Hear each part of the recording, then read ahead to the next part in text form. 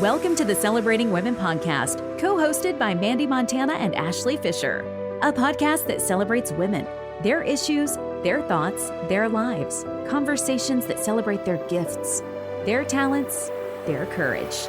It's the Celebrating Women podcast. Presented by Hand and Stone Massage and Facial Spa in Tyler, Texas.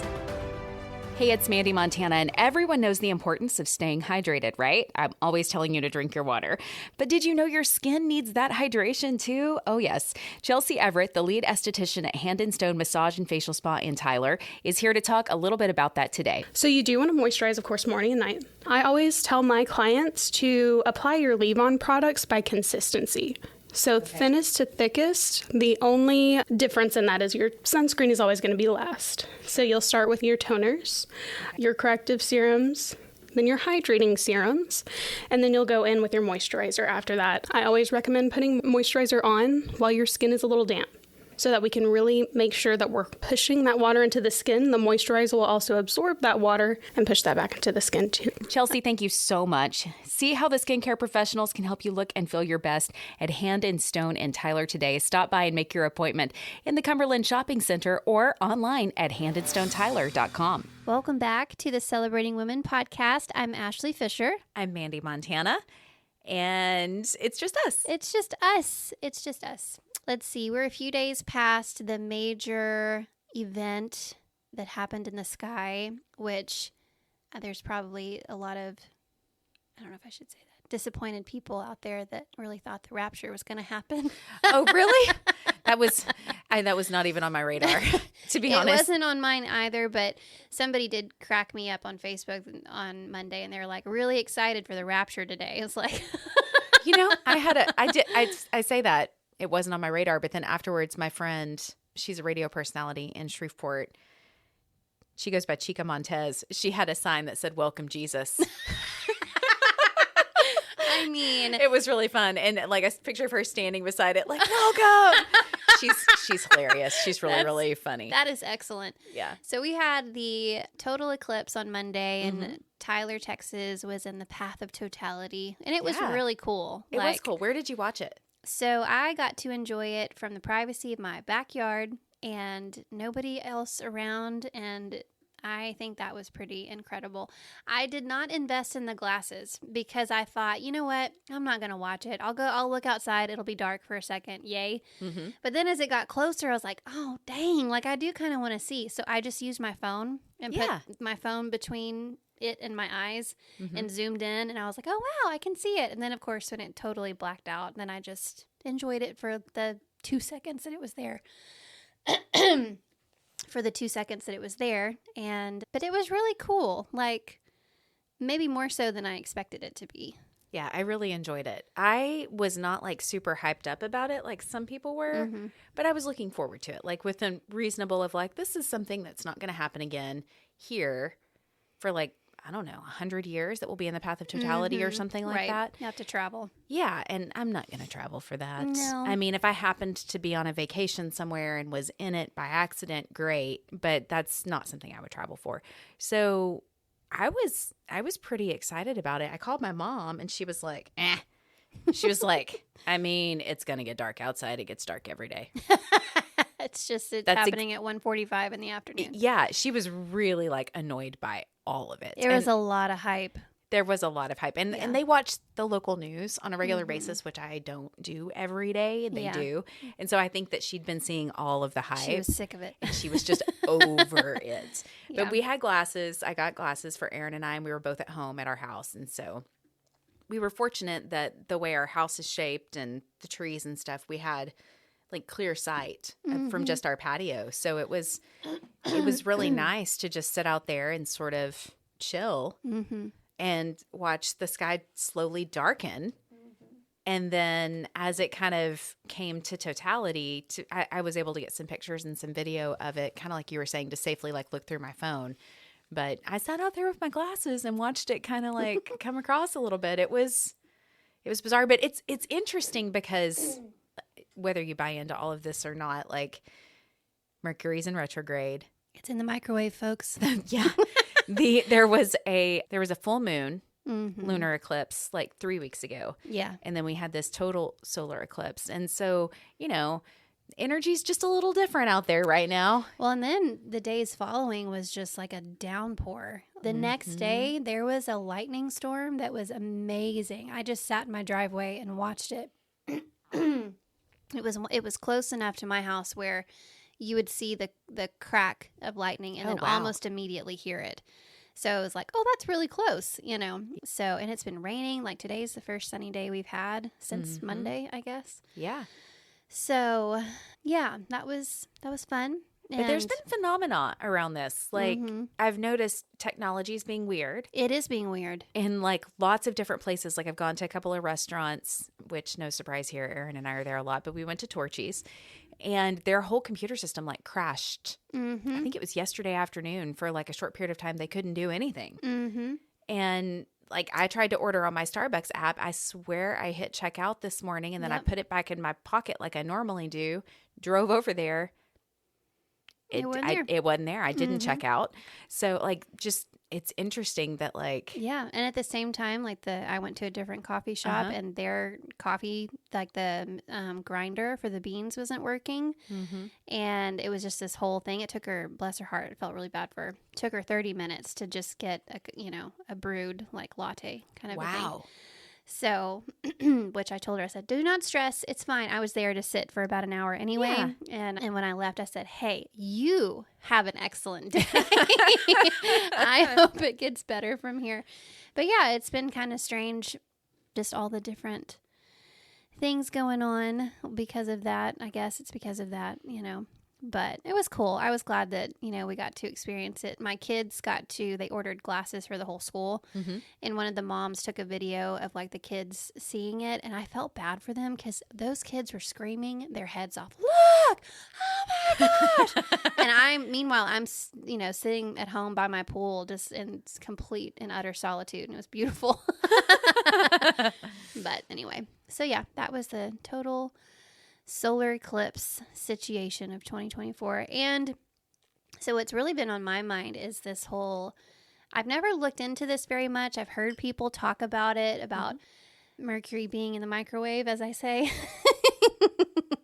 being in retrograde. I actually looked that up the other day, and how it can affect like people emotionally, just different things. Like, have you noticed anything? Because it's supposed to be going on from like, what was it, April? Till the end of April. First to the end of April.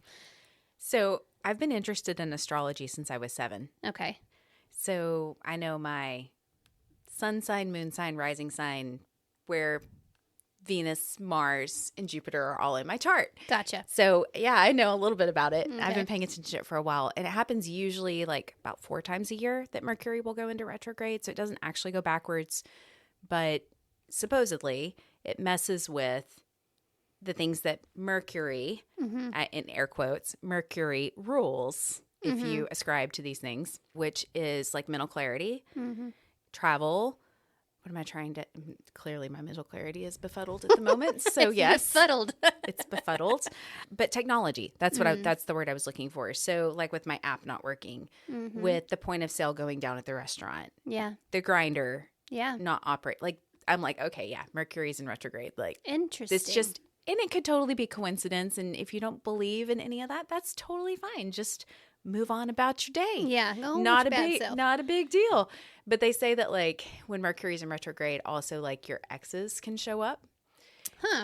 Whether that means you get a text or they comment on something on social or they call you or whatever, and they just say, should you be single and that happen, not a good time to get back together, to rekindle.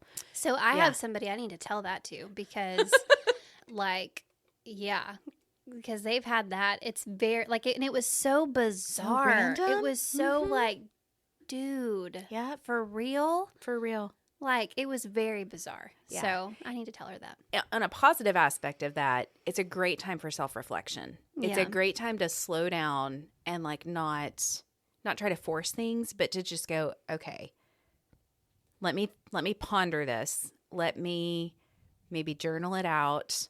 Why am I feeling this way? Or what is the best direction to move forward? And then sit with it for a minute and not just dive in and say, you know, like, I'm going to tackle this new amazing project. This is the best time for it. Yeah. It's a good time to go, what do I want to see happen with this project? Yeah, or not the time to react emotionally to something. And that is like, that's where I've been, because certain things that, like, you know, I've been doing a lot of work over the last couple of years on have just, you want to talk about exes coming back. It's like they've come out of the closet and it's been bothering me. Not like exes, like No. relationship wise, but like Just situations projects and, or and like for me, just different, you know, I've had a couple of relationships, just friendships or deep relationships over the last couple of years, just absolutely implode. And I have done a lot of work in regards to, you know, why that happened, and on both sides, you know, acknowledging any part that I had in it, but also for the first time going, you know what, that person was not healthy. You know what I mean? I do. And having empathy for that. Exactly. Yeah. While also setting healthy boundaries, you know, which is it's a mind, you know what, sometimes. But I've found myself getting bothered that certain things have happened, and things like this kind of stuff right here with what I'm about to say, normally I can just, like, it rolls right off of me. I don't care. But it has gotten to me that there are people out there that have a version of this story that they were either told or that they perceived incorrectly, and they're just living their best life. Whilst I'm over here and I don't feel allowed to be honest or open or real about, no, this is actually what happened. You know what I mean? Yep.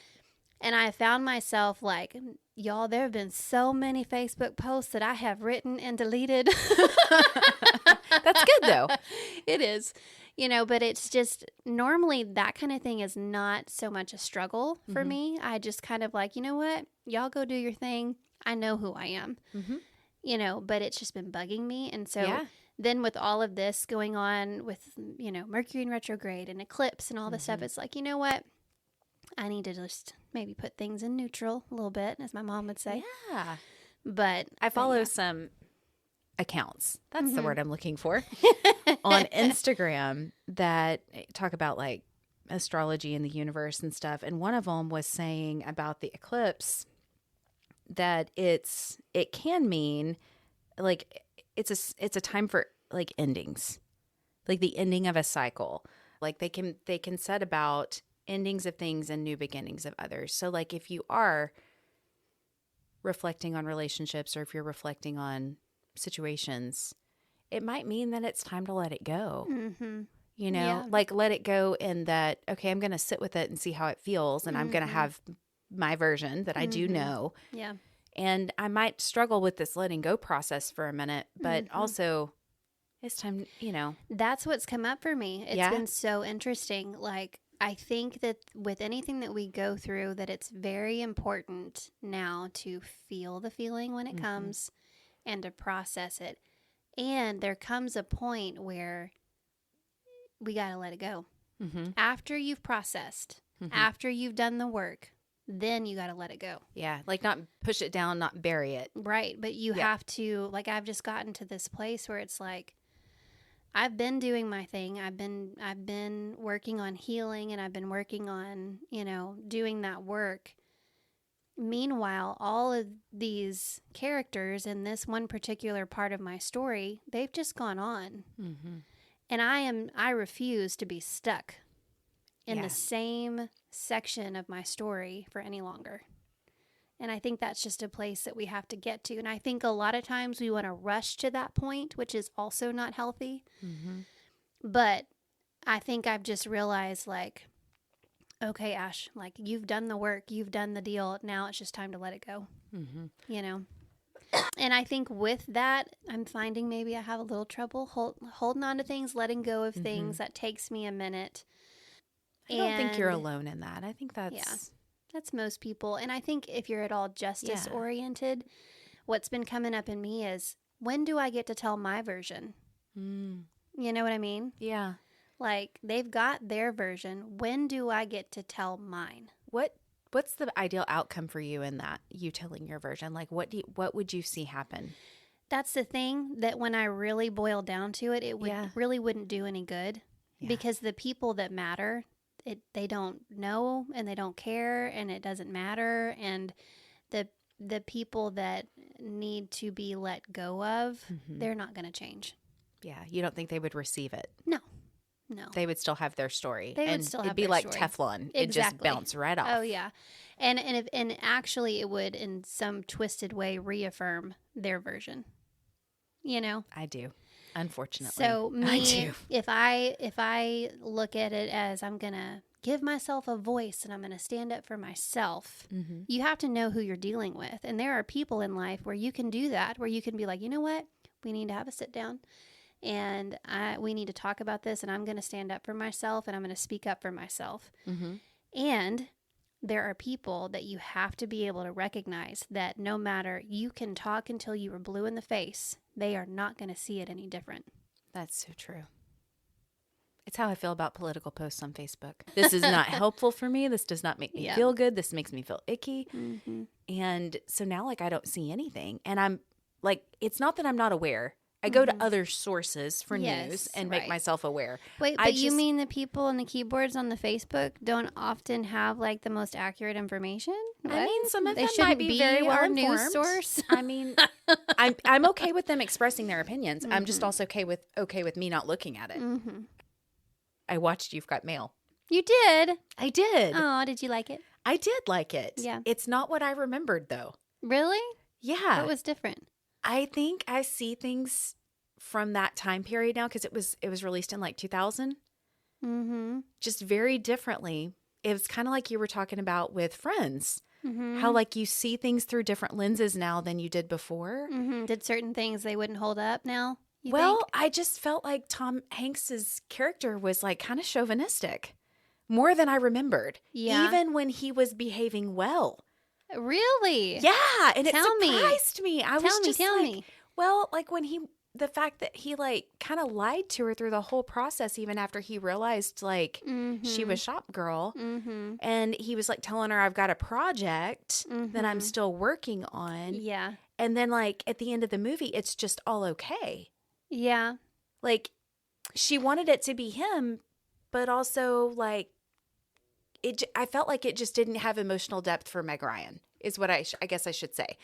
I'm becoming more aware of female characters having more emotional depth and being more well-rounded and like not just being the beautiful girl. Yeah. And I feel like she was a little bit just the beautiful girl in the film, and lovely, but isn't it weird? Like, it is funny to think about it that way. Because it's been so long since I've seen it. Yeah, and what I just fall for is like, oh, like he knew the place that he was in with her. Like there was no trust, there was hurt.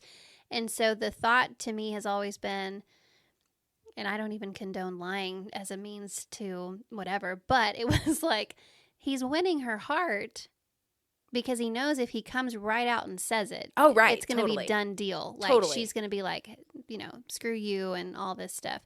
But he took the time. I love the thing that I kind of like about it is that they walk through some seasons, like seasons of the year, like fall and then spring or, whatever. And it kind of shows like, oh, he meant it. Like he was going to spend as much time as he could letting her know that he's not the big bad fox, kind of a thing. Yeah. So I see that. That part has always been sweet. I think for me, more than the like love story or even the storyline, I just love the aesthetics of the film. Oh, it's beautiful. It's just like, I think that's what I find most comforting. And I think it's one of the best breakups you see on film when Meg Ryan breaks up with her boyfriend. Oh, yeah. And I love that. Like, but that scene, I'm also like, that was too easy. Like, that would never happen. Yeah, it was a little too easy. And also, like, it's interesting, they were living together. It's kind of implied that, like, Tom Hanks and his girlfriend are sort of living together, too, right?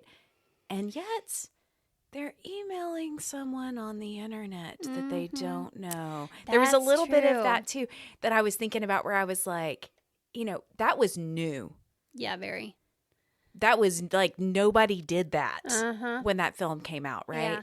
But since then, especially with like Facebook and like we're talking about with exes coming back that's around. kind of like being in the DMs with somebody while you're dating somebody else. Yeah. Yeah. Only on Facebook we know who they are, or we think we do. Yeah. We think we do. It could be catfishing, right? Ew. But so much has happened since then. It was just really interesting to watch it like through the lens of 23 years later. Yeah. How different life is. Yeah. But you're right. The aesthetics are gorgeous. Even more than her apartment, I just want to go live in her bookstore. I know. It makes me sad when she walks out of it. I'm like, ugh, it's just so perfect. I didn't dislike the Fox bookstore, though. I was like, when she went into it and she was kind of experiencing it after she shut hers down, I could even see in her eyes like, oh, this is really pretty. Doesn't have to be bad. I want it to be, but it doesn't have to be bad. Yeah. So I appreciated that element of it, too. And then like her schooling the salesman on actually knowing children's books was really kind of a nice little. I'm impressed that you know that. Can you spell it? And she did. Yeah. So, but yeah, Are those real books? I looked it up. Yep. I figured you would know. Does Charlie have them? She doesn't. I should get her one because I've thought like, I wonder if dancing shoes would be something that she would like. So, yeah. But yeah. Yeah. So, yeah. I love that we're all over the place. I do too. I appreciate it. It made me want to go back and watch Sleepless in Seattle. That's a good one. It's been a long time since I've watched that one too. But now I think Barbie has just changed my whole perspective on things. Now I look at things so differently because that movie just like, it just sort of shocked me with turning things on their head a little bit. So now I like, when I do experience movies and stories, I'm looking at them through the lens of like, what would this look like with a strong female character? And the books that I read, the books that I've been obsessing over for the last year, all have very strong female characters. Yeah. Like they're the main character and they are leading the adventure. They are warriors as well as mothers and like, well, oftentimes royalty in these books. It's fairy princess stuff for adults. But, you know, like I've gotten used to that. So when I don't see it, it's like, where are you at, woman? yeah. And a woman wrote it. Nora Ephron. Yeah. Yeah. Well, that storyline, you know, it was such people gravitated towards it for so long, you know, like we've always loved. There's been something in us, most of us, that have loved a damsel in distress and the knight in shining armor coming in and saving and, you know, all that kind of stuff, which I have my thoughts on. But what are your thoughts on that? Because I have some too. And they might surprise you. Yeah, I think because those themes, I have wondered if the desire to be saved, the desire to be rescued, isn't something that we don't feel on a soul level, just living in this world that we live in. And if it's not something that, you know, isn't just innate in us, because ultimately there was a savior that saved. You know what I mean? And so we connect with that story in a way. Like that's where my thoughts kind of fall. And I think that on the world side of things, though, things have been flipped into a patriarchy, whereas that was never the intent of the story. You know what I mean? So anyway, that's just kind of where my thoughts go. Mine are similar. I feel like sometimes it's easy to fall into a script because that's, like you're saying, that's the stories that we see. So it's like because that's what's played out for us on film, or that's the stories that we read or listen to or are told by our parents or whatever, it's easy to want to emulate that as a culture. So like I'm thinking of the meme that circulates on Facebook of, you know, why are you so dramatic? And then the Disney princesses are all like crying, flung over a bed or a bench or whatever. And you're like, this is why I'm so dramatic. It's what we were seeing as kids, right? Yeah. So there's like, it kind of, goodness, my allergies. So it makes sense to me that we would emulate, right? Yeah. And then also like the greatest story. You're saying, like there's an element of a savior and a rescuer. And so, like I'm curious about those things too, because he also gives us free will and the ability to choose to be saved. Yeah, exactly. Exactly. And I think in that way, it's kind of twofold. I think there's this like deep soul need that everybody has to be ultimately saved. And I think that's legitimate. And I think there's this element I've thought before, like, you know, Charlie has not grown up watching the old Disney movies. She watched Frozen a lot when she was, you know, baby, and really TV wise and movie wise, it's struck me like she's not growing up watching Little Mermaid over and over and over again like I was. And I wonder how that will impact her going forward. I hope and pray to God she doesn't feel this like desperate need for a man to come and save her, you know, like, and she's so strong. Like she's just so... I've witnessed that. She's amazing. She is. And I'm curious to kind of see, like, I wonder how much of that didn't play into my own story when it came to like liking a boy or wanting this kind of relationship. Like how much of that wasn't just birthed out of, well, this is what I've seen is like the norm and what should be happening. So if the prince isn't coming to rescue me, then something must be wrong with me or something must be wrong with my story, when that was just such a hyperbolic storyline, you know? I don't know. So there's a couple of good books that I read in my early 20s that a friend recommended to me, and I loved them. And I can't remember if we've talked about these on the podcast or not before, but John Eldridge wrote a book called Wild at Heart. Yeah. And then co-wrote with his wife, Stacy, Captivating. And I read those in my early 20s, and they were so insightful because I found like they were faith-based, but they also included some things that were secular as far as music and movie references and things that both were relatable, but it felt real world. It felt tangible. Yeah. You know, like I could apply some of these thoughts into, and they told their stories too, which was helpful. But there's this idea within these books that men are sort of meant and feel compelled to go into the world like with a sense of adventure. And this idea of chivalry is pretty innate within them. And then with women, it's not so much that they're a damsel in distress at all. They can be warriors, but they also want to be pursued. Yes. And want to feel seen and want to feel beautiful in whatever way that looks like for them. Right. And so I really found those books to give me some sort of like insight and hope into some of my relationship struggles in my 20s, because I'm a lot. I'm independent. I've educated myself both in school, but like, you know, streetwise, like I've done my own, I read and I am curious about things. And so sometimes some guys, it can be really intimidating for them to take me on because I'm not somebody who is like quiet and arm candy. I mean, I'm not trying to say that I'm pretty enough to be that either. That's not. You are. But take that out of the equation. I'm not someone who's just going to follow them around. I'm going to push back. Yeah.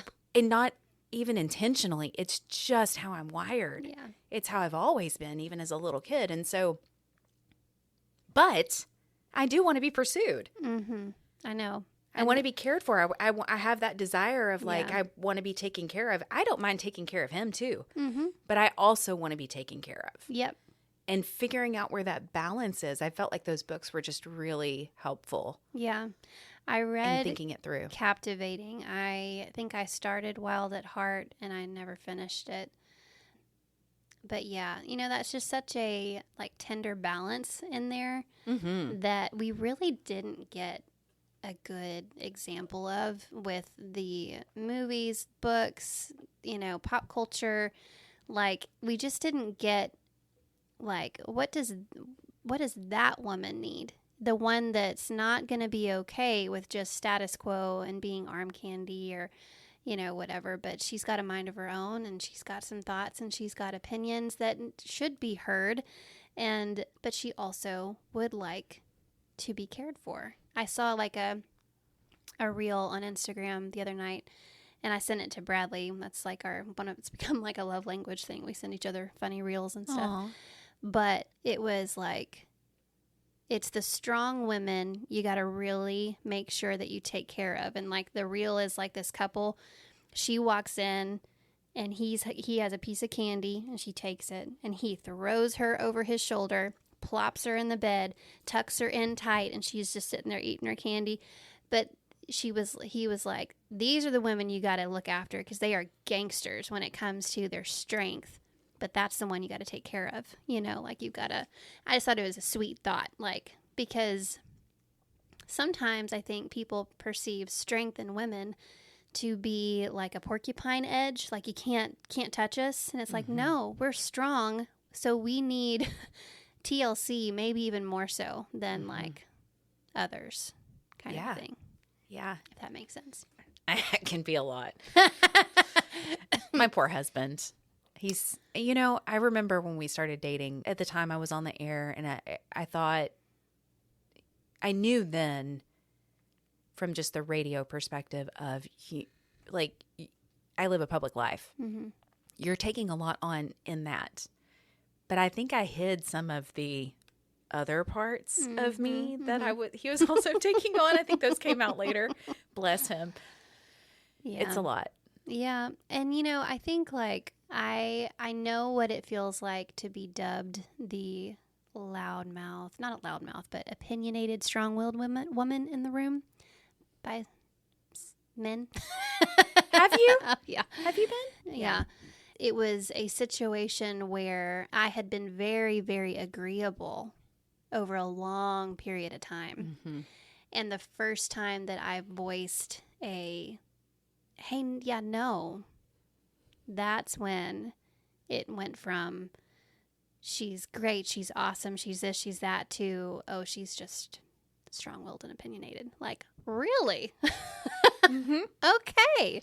Mm-hmm. And I think that strong women get a bad rap sometimes. Mm-hmm.